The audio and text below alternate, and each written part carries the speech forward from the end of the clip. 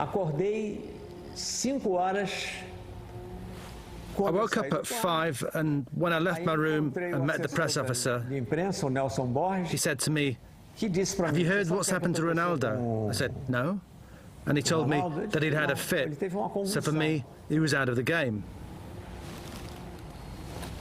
Quer dizer, está fora do jogo.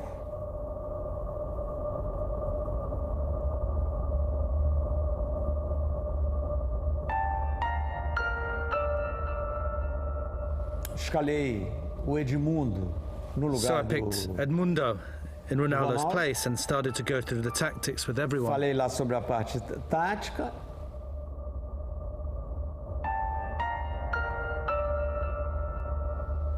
Entramos dentro do ônibus. We got on the bus in silence. Todo mundo em silêncio. No one was singing.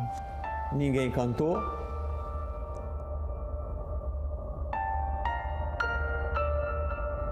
Fomos pro vestiário. We went to the dressing room and the players began to prepare for the game, change and stretch. When, suddenly, who comes in? Quando Ronaldo. Chega o Ronaldo. Ele falou assim: Zagallo, não me tira dessa.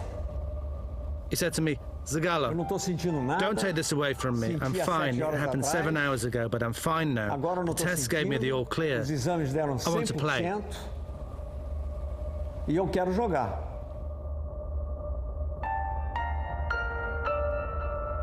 Ronaldo, você sabe o que você está I said, falando? "Ronaldo, you don't know what you're saying." And he said, "Zagallo, I'm not a kid. If something was wrong with me, I'd tell you." And so what happened? I said, "Right, you're in the team. You're playing." Você vai jogar. French playmaker Zinedine Zidane scored twice in a comfortable 3-0 win for the hosts. Ronaldo was a far cry from the striker who'd tormented defences over the previous 5 years. Brazil was simply lost without his inspiration. France beat us, and deservedly so. But I think our main concern was with Ronaldo, the man, our friend. And Brazil didn't have a 100% fit Ronaldo playing for them, so that really affected the team. Yet Ronaldo's nightmare was only just beginning. Back at Inter, his goal-scoring remained prolific. But in November '99, he tore ligaments in his right knee, before tearing them again in April 2000. He was given only a 50% chance of playing football again. The real Ronaldo never came back. Obviously, he was still a great player and still so inventive, but he wasn't the same. A shame. Such a shame. Awful that he was destroyed in that way. Ronaldo refused to give in, however. After a strict rehabilitation program and almost 2 years out of the game, he returned to action in September 2001. But the rest of his season was hampered by injury, and few expected him to be a force for Brazil in the 2002 World Cup. Ronaldo, though, was determined to erase those painful memories from 4 years ago in Paris. We spent at least a month training before that World Cup, and he really threw himself into it. He prepared so well, with all the exercises he did to help his knee. Imagine having a player who's always making those runs with such good movement and such ability. Then it makes your life in midfield so much easier. You know you can pass him any old ball and he'll finish it off. His explosive pace and speed off the mark may not have been the same, but his eye for a goal and intelligence of movement remained undiminished.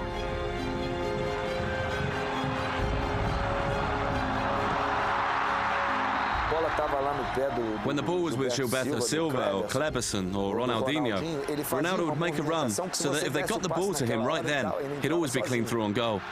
I'd be shouting at the TV for them to pass him the ball. As Brazil progressed through the tournament, Ronaldo decided to celebrate his return to form with a change of style as well. Yeah, that's just one of his crazy little things. He told us, "I'm going to get my hair cut and you'll see how cool I look." And so the next day he turns up with that hairstyle, looking like a nutter. We couldn't believe it. We were saying, "Are you mad? How can you leave your hair like that?" The haircut obviously made a difference. A typical Ronaldo strike was enough to see off Turkey by a single goal in the semi-final. All eyes were on Brazil's number 9 as he prepared to face Germany in the final.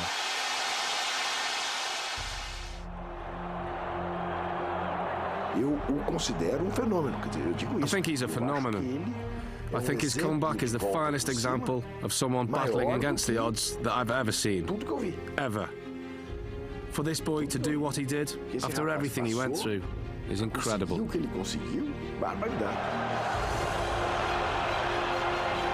This time the world saw the real Ronaldo. Disregarded and written off at the age of 25, he'd answered his critics in the most emphatic of ways. He scored both Brazilian goals in a 2-0 win, ending the tournament as top scorer with 8. The disappointments of the previous 4 years could now be banished to history.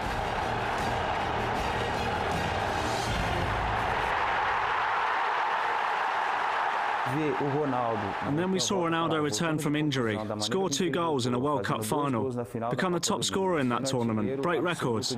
I think it was so important, a great moment of joy, not just for Ronaldo, but for Brazilian football and for those of us who played alongside him.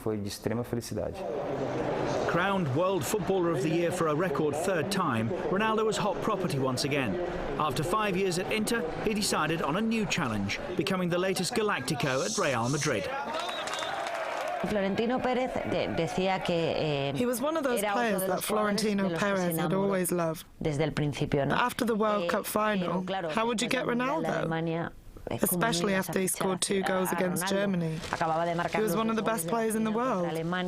But Florentino had to sign him because of the Galáctico project. Ronaldo proved himself worthy of his galactic status, coming off the bench to score twice on his debut against Alaves. For the Madrid fans, it was even more satisfying, given his history with their eternal rivals, Barcelona.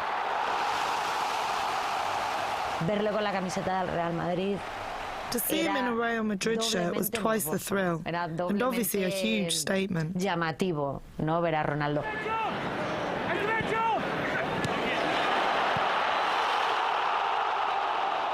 I think Ronaldo was brilliant for Real Madrid as well. I think one of the problems that perhaps, with hindsight, you look at Ronaldo's time at Madrid and you think, well, he wasn't the player he was at Barcelona. But in some ways, he was almost better. His finishing was that little bit more sharp. Certainly when Ronaldo went one-on-one with a goalkeeper, you knew what was going to happen.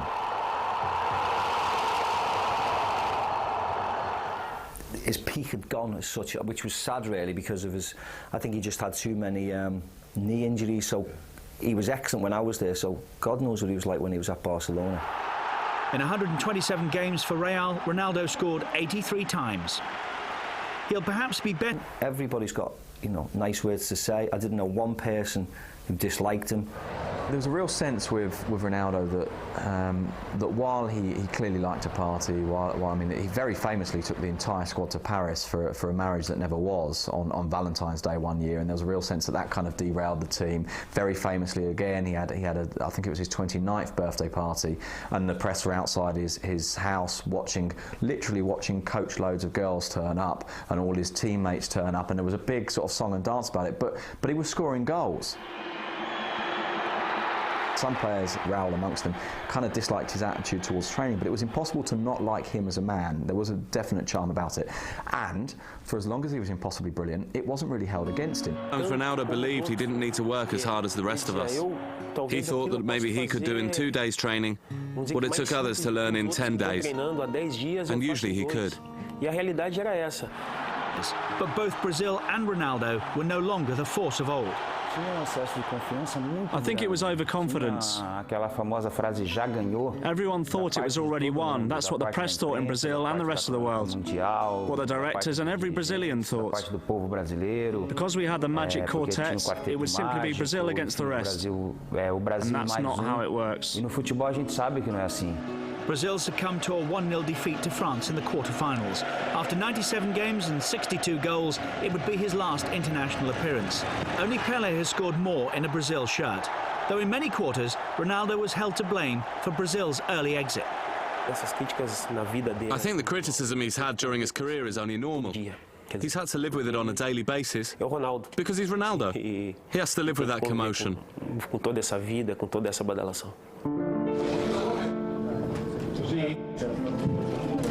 But wherever he's been, Ronaldo has always produced.